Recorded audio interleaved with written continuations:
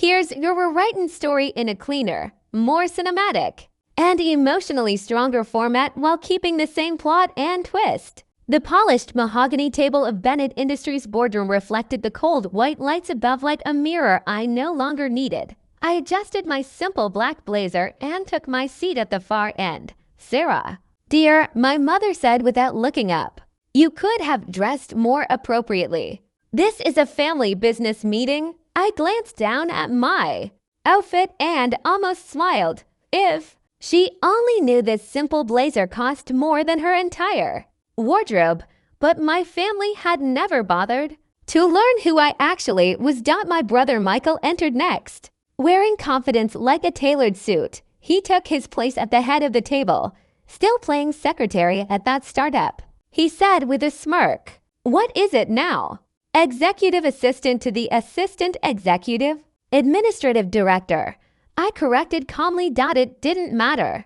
They never listened anyway. My father arrived last, carrying the tired authority of a man who once built an empire, now quietly losing it under my brother's leadership. Michael cleared his throat. "Before we start, we need to address Sarah's situation." My mother sighed. "It's not a good look for the Bennett name." My brother leaned back. "Honestly, working at your age in a support role, it's embarrassing." I stayed quiet. They thought I was just surviving. They had no idea I was already winning. My phone buzzed in my pocket. "Marcus, contract signed.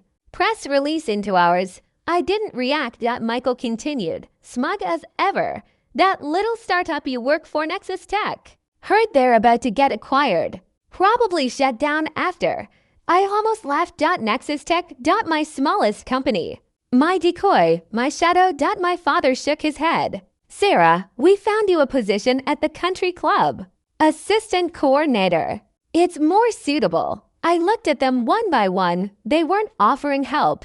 They were assigning me a place in a story they'd already written. "I think I'll be busy," I said. Michael scoffed.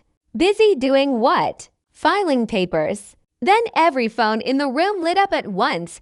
"Breaking news. Major tech acquisition announcement imminent." Michael frowned at his screen. "Some startup deal. Doesn't concern us." I finally stood. "You're right," I said softly.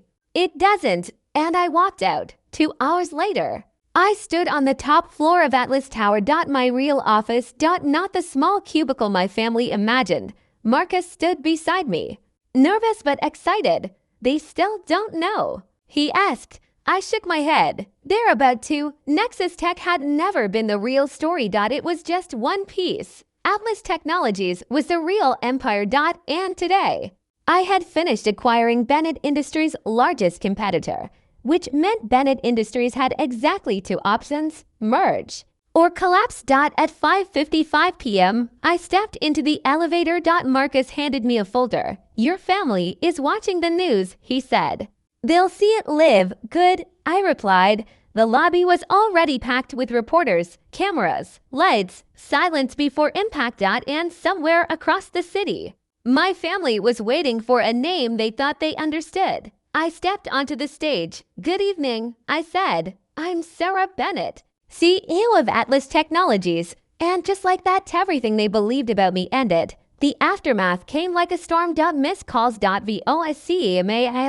Messages filled with panic, confusion, disbelief. "Michael, this is impossible." My mother, "Why didn't you tell us?" My father, "We need to talk." I didn't reply, because for the first time, they were the ones chasing the story, not controlling it. The next morning, Atlas Tower was surrounded by reporters. Inside, Marcus walked in with a report. "Bennett Industries is losing clients. Stock is dropping fast." "Good," I said. Then came the real surprise. My mother and aunt are in the lobby. I sighed. "Send them up." They arrived like they still belonged in my world. My mother hugged me immediately. "Why didn't you tell us?" "We're family." I pulled back slightly.